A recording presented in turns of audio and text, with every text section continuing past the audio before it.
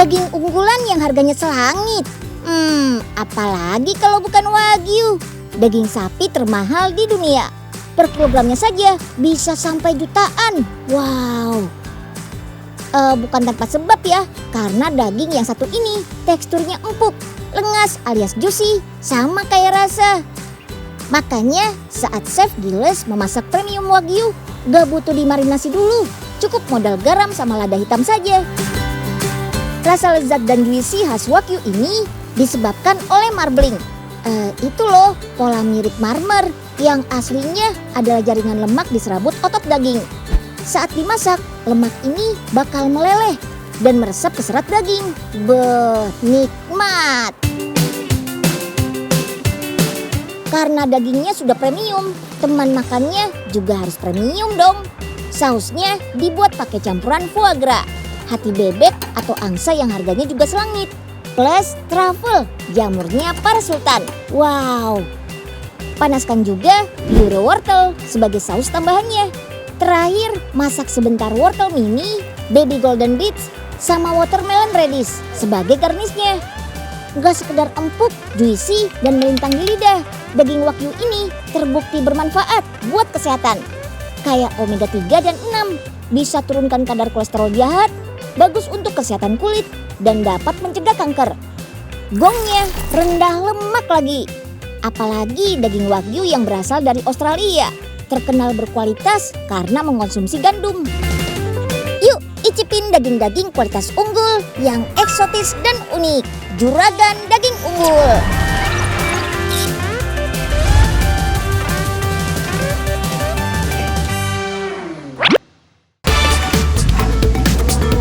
Yap, untuk menghasilkan daging unggulan kualitas premium seperti Wagyu memang butuh pemeliharaan dan pengawasan khusus.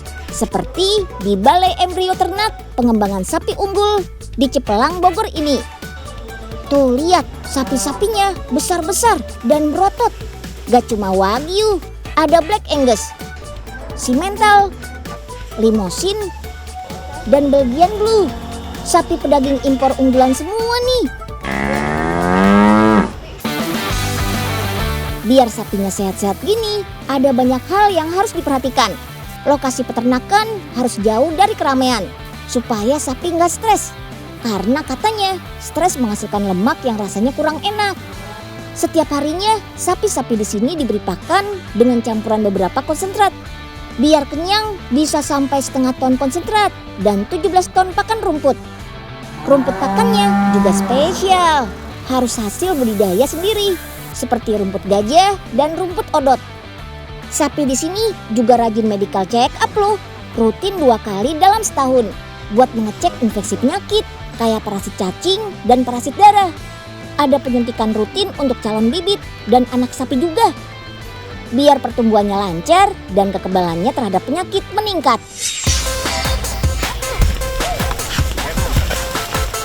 Nah, yang gak kalah penting dalam menghasilkan sapi berkualitas unggul adalah mengembalakan anak sapi. Iya.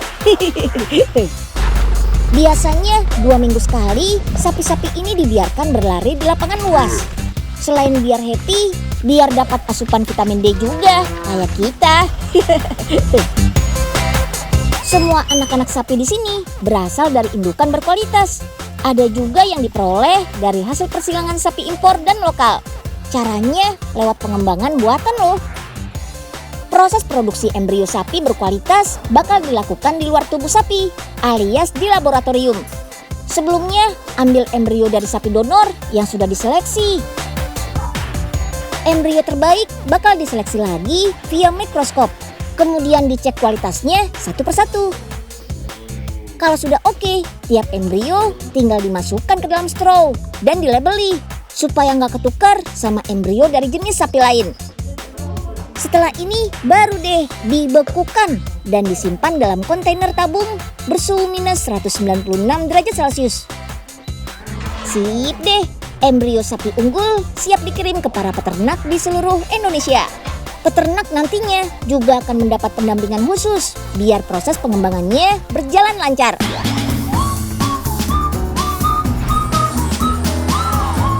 Nah, buat pecinta daging, sekarang belanja aneka daging jadi lebih mudah loh.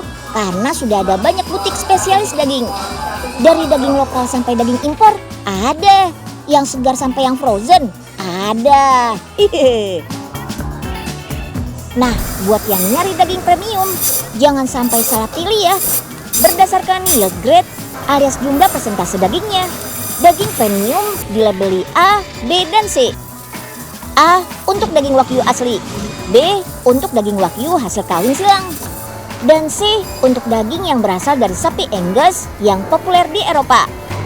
Meski harganya lebih irit sedikit, marbling dan rasanya sejuisi daging wagyu juga kok. Di sini juga tersedia daging yang sudah dipotong sesuai kebutuhan. Ada daging slice buat shabu-shabu, sama daging-daging rendang. Oh iya, daging rendang di sini pakai daging impor ya, makanya masih beku gitu. Nah, biar daging impornya tetap fresh, toko ini punya penyimpanan yang super besar, bisa menampung sekitar 30.000 ton daging.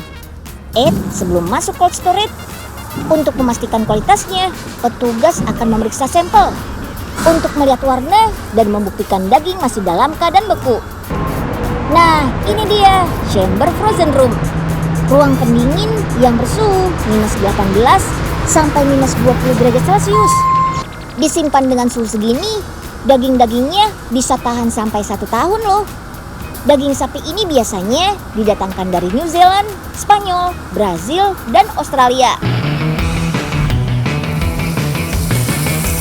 Sobat Unyil, untuk menikmati daging sapi kualitas unggul, kita nggak harus bokeh dulu kok. Ada loh daging mirip wagyu yang harganya miring, namanya Meltik Beef. Daging Meltik dibuat dari bagian pinggul, tenderloin, dan sirloin daging sapi reguler yang disuntikkan minyak canola yang bagus untuk kesehatan jantung. Teknik ini dinamakan peak, makanya tampilan, tekstur, dan rasanya jadi mirip wagyu, tapi harganya tetap ramah kantong. Cuma karena marblingnya buatan, sebaran lemak daging matik memang gak sealami daging wagyu ya. Nah, karena dagingnya sudah oily, sebenarnya gak butuh minyak atau butter lagi buat mengolah daging meltik. Tinggal tambahkan bumbu dan rempah khas steak aja. Mau apapun jenis dagingnya, namanya steak paling mantap duet bareng kentang, sayur, sama saus ya. Yummy! Wah, Sahabat Unyil, nih hidangan steaknya udah jadi nih. Tapi ngomong-ngomong, Sahabat Unyil tahu nggak cara membedakan daging meltik dan daging wagyu asli?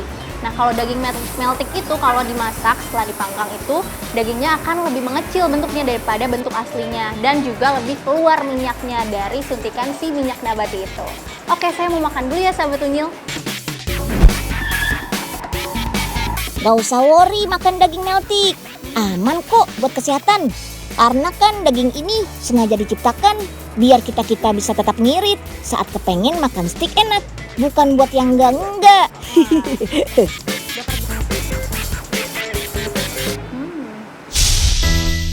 Wih, profesor mau ganti profesi jadi tukang kue ya? Tuh, ada oven segala.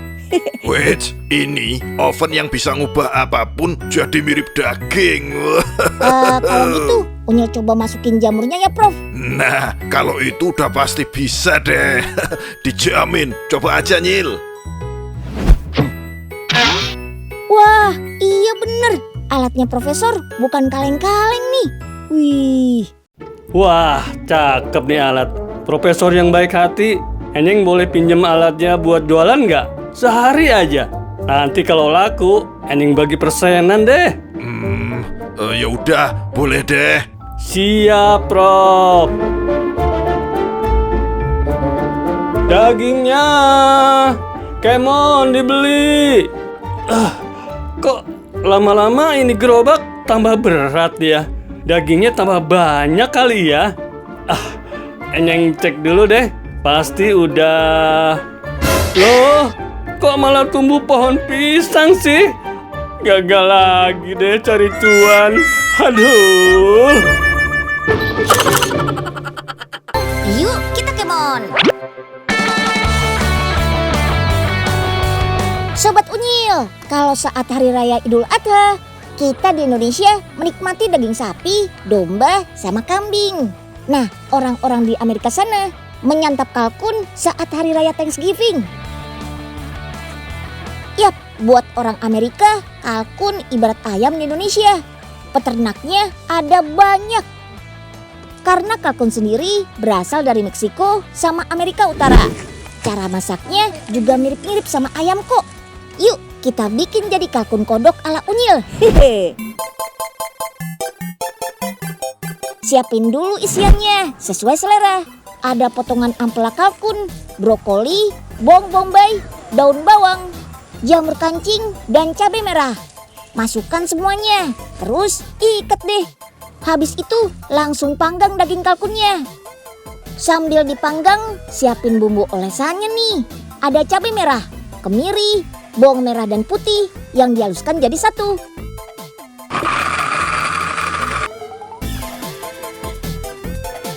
Lanjut dioles-oles sampai merata deh.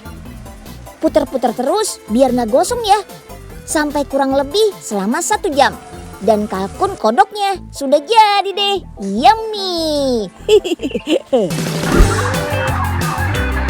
Termasuk dalam daftar burung paling besar di dunia, kalkun punya protein yang lebih tinggi dengan kandungan lemak dan kolesterol yang lebih rendah. Makanya sekarang ternak kalkun dilirik sebagai sumber makanan berprotein tinggi. Salah satunya ada di daerah Blitar, Provinsi Jawa Timur. Dalam satu kandang ini bisa berisikan 80 ekor kalkun loh. Ada 3 jenis kalkun yang diternakkan di sini. Paling populer ada jenis bronze kalkun yang bulunya berwarna hitam. Lalu ada golden palm kalkun yang warnanya putih kecoklatan. Dan terakhir ada bourbon red kalkun dengan bulu berwarna coklat kemerahan. Buat membedakan kalkun jantan atau betina bisa lewat ukurannya. Kalkun jantan lebih besar, bisa sampai 2 kali lipat kalkun betina. Kalkun jantan dewasa juga punya bulu dada seperti ini. Dan yang paling jelas cuma kalkun jantan yang bisa mengeluarkan suara nyaring seperti suara kluk kluk kluk. Tuh kan. Dan untuk perawatannya mirip kok sama memelihara ayam. Nah, Unyil mau ngasih makan kalkunnya dulu nih. Loh, kok nggak mau sih? Ya, ayo sini, ayo dong makan. Hah? Loh, aduh, ya jangan patok Unyil dong. Kalkun-kalkun di sini cukup diberi pakan berbahan jagung dan bekatul setiap 2 kali sehari. Lalu diberi minum yang cukup. Wih, lihat deh, juga perlu dikasih multivitamin tuh. Yap, kesehatan kalkun juga harus banget dijaga. Salah satunya rutin diberi suntikan vaksin setiap 3-4 bulan sekali. Untuk mencegah serangan penyakit berbahaya seperti tetelo. Oh ya Sobat Unyil, gak cuma dagingnya, kalkun juga menghasilkan telur yang ukurannya bisa 2 kali lipat dari telur ayam biasa. Kalkun juga butuh waktu yang lebih lama untuk bertelur dibanding ayam.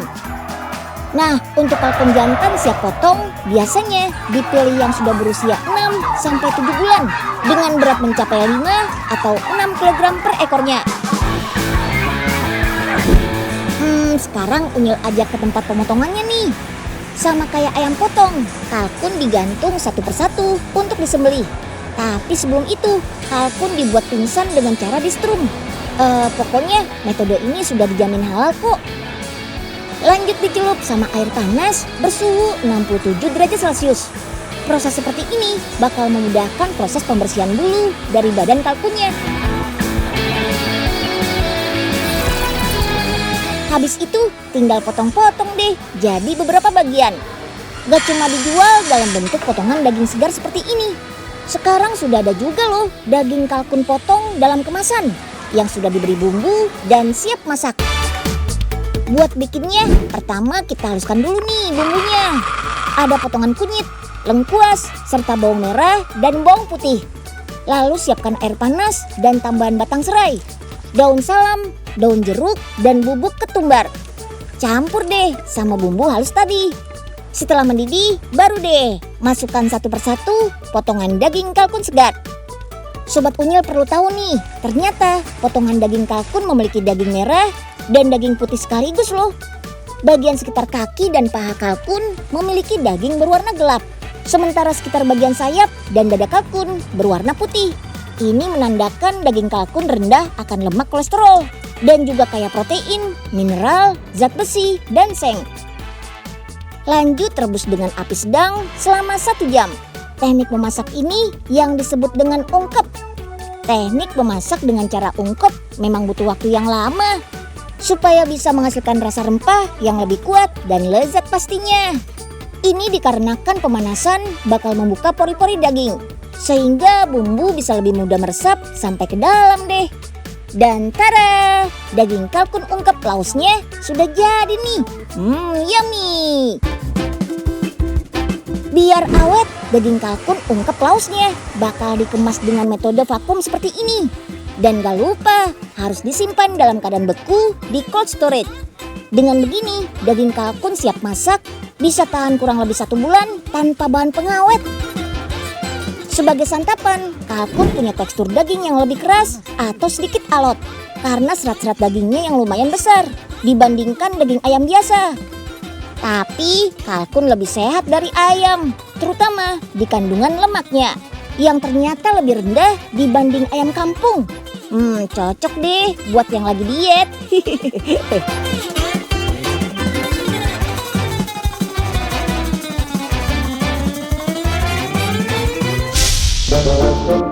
Ya, ini arangnya udah mau habis nih Pak. Aduh, gimana dong nih kalkun kita? Belum mateng. Waduh, gimana dong? Mana jauh lagi beli arengnya? Bikin sambal pakai terasi. Pas banget nih. Ada teman makan nasi. Hehehe. Datang-datang main minta makan aja. Kerja dulu, Nyeng. Jagain kalkunnya Bos Oga tuh. Iya Pak Nyeng, kita nitip ini ya. Mau cari arang dulu nih. Siap, Den Unyil. Awas, jangan sampai gosong loh. Nyentuh, denda ya, Nyeng. Ih, kayak bau gosong ya Pak. Oh iya bener, Den. Waduh, perasaan Pak Oga nggak enak nih. Nyeng, bangun. Kalkun panggangnya pada kemana, Nyeng? Aduh, Udah mana tinggal Bos 1, Oga berisik gosong lagi. banget sih. Aduh. Hehehe. Kabur kali, Bos. Kaburnya ke perut Pak Enyeng ya. Tahu dari mana, Den Unyil? Tuh di mulut masih ada kecapnya. Yuk, kita kemon.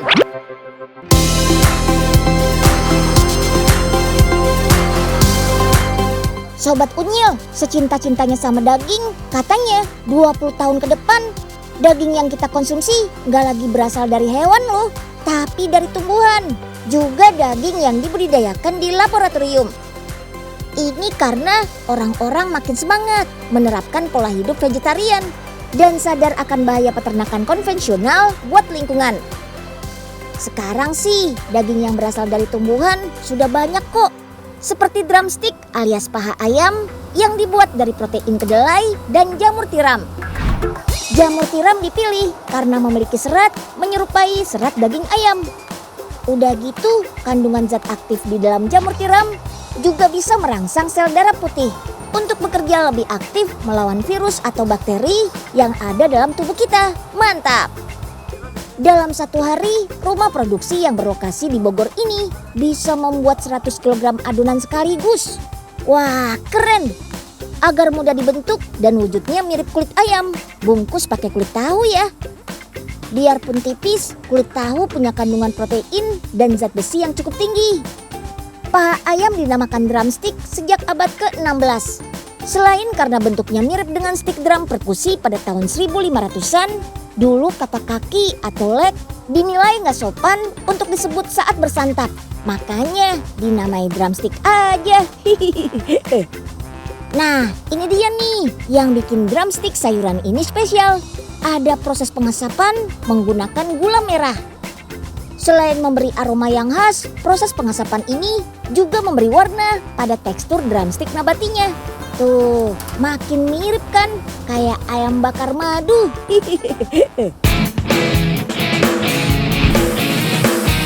Selain digadoin, drumstick ini juga enak loh dimakan bareng saus nanas.